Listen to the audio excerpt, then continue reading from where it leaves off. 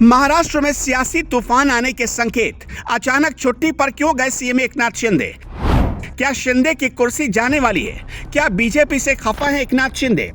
महाराष्ट्र की सियासी आबोहवा आजकल गर्म है। हर तरफ जोड़ तोड़ गुना हिसाब लगाया जा रहा है। दुश्मन दोस्त बन रहे तो वहीं दोस्त दूर जा रहे हैं। ऐसे खींचतान के दौर में अचानक सीएम एकनाथ शिंदे का छुट्टी पर जाना चर्चा का विषय बना हुआ है। अटकलों का बाजार गर्म है कि शिंदे की कुर्सी जाने वाली है और इसी डर से वो छुट्टी का बहाना बनाकर गायब हो गए। हालांकि अभी तक सीएम ऑफिस से छुट्टी को लेकर कोई आधिकारिक बयान सामने नहीं आया, लेकिन सवाल यह है कि आखिर महाराष्ट्र की सियासत इतनी गर्म क्यों है।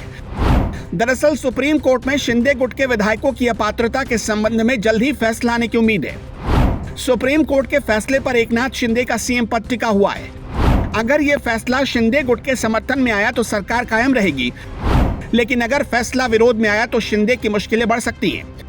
उधर राज्य में सरकार को टिकाए रखने के लिए बीजेपी बी प्लान तैयार कर रही है, जिसके मुताबिक अजित पवार को साथ में लेकर सरकार बनाने की अटकलें शुरू हैं। ऐसे में बीजेपी का अजित पवार को नजदीक लाना शिंदे को गवारा नहीं है। साथ ही वो बीजेपी के इस रवैये से नाराज बताए जा रहे हैं और यही वजह है कि शिंदे छुट्टी पर चले गए हैं। वहीं एकनाथ शिंदे के करीबियों की माने तो शिंदे धार्मिक कार्यक्रम में शामिल होने के लिए अपने गाँव सतारा गए हुए हैं। वो वहां से भी काम कर रहे हैं और सीएम 26 तारीख को वापस मुंबई आएंगे।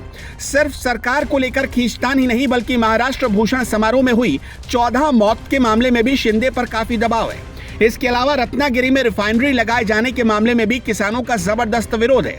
बावजूद इसके सरकार वहां रिफाइनरी लगाने पर अड़ी हुई है। ऐसे में इसका भी दबाव शिंदे पर ज्यादा है। इसलिए कहा यह भी जा रहा है कि शिंदे इस दबाव की वजह से भी छुट्टी पर गए हो सकते हैं।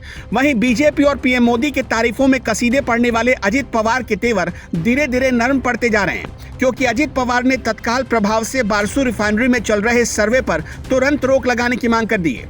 मंत्रियों को आंदोलनकारियों से चर्चा की नसीहत भी दे दी है। रिफाइनरी के सर्वे के विरोध में आंदोलन भी जोर पकड़ रहा है। राजापुर तहसील के जिन गांवों में रिफाइनरी आ रही है वहां धारा 144 लगा दी गई है। कुछ लोगों की गिरफ्तारियां भी हुई हैं। कहा जा रहा है कि बीजेपी अजित पवार को करीब लाकर शिंदे से दूरी बनाने की प्लानिंग कर रही है, ताकि महाराष्ट्र में बीजेपी सत्ता में रह सके। लेकिन हर पल बदलते घटनाक्रम से साफ है कि राजनीति का ऊंट किस ओर करवट लेगा ये कोई नहीं जानता। और क्या सच में शिंदे और बीजेपी में खटास आ गई है?